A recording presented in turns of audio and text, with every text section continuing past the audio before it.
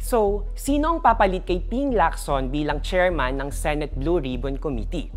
May short day si Senate President Tito Soto na kanyang mga kaalyado sa majority bloc. Pero bago yan, backtrack muna tayo. Bakit nga ba bumitaw si Lacson? Ako nga pala si Bons, magsambol pag-usapan natin ang issue. Maraming nagulat nung nag-resign as Blue Ribbon Committee Chair si Lacson, na siya ring Senate President pro tempore or number 2 kay Soto. Sabi ni Lacson, hindi raw natuwa ang ilang kapwa niya senador dun sa way na hinahandle niya ang investigation sa anomalous flood control projects.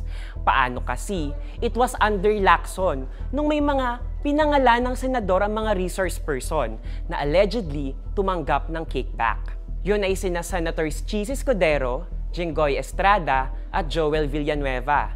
Kasama rin sina former Senators Nancy Binay at Bong Revilla. Kinakabahan ba ang iba pang mga senador na may iba pa sa kanilang mapapangalanan ng mga testigo? Maraming natuwa nang pinalitan ni Lacson si Rodante Marcoleta bilang Blue Ribbon Committee Chair. Lacson, after all, has long been known as Mr. Expose. Mahaba na ang kanyang track record sa pag-iimbestiga ng mga anomalya sa gobyerno. Dati rin siyang chief ng Philippine National Police. Sa kanyang resignation letter, ito ang sinabi ni Lacson. So, heto yung shortlist ni Soto para sa bagong Blue Ribbon Committee Chair. Sina Risa Ontiveros, JV Ejercito, Kiko Pangilinan, Pia Cayetano at ang magkapatid na sina Raffy Tulfo at Erwin Tulfo. Sabi ni Ejercito, alam niya raw ang kanyang limitasyon at marami raw mas capable kaysa sa kanya.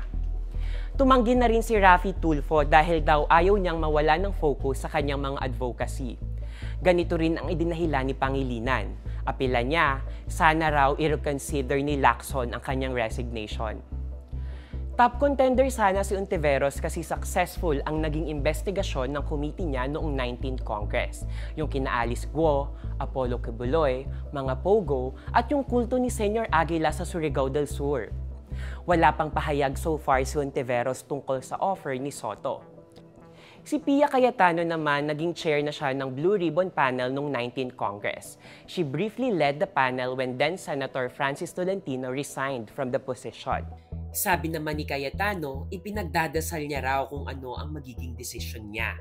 Habang wala pang Blue Ribbon Chair, itinalagang acting chairman ni Soto si Senator Erwin bilang vice chairman ng panel.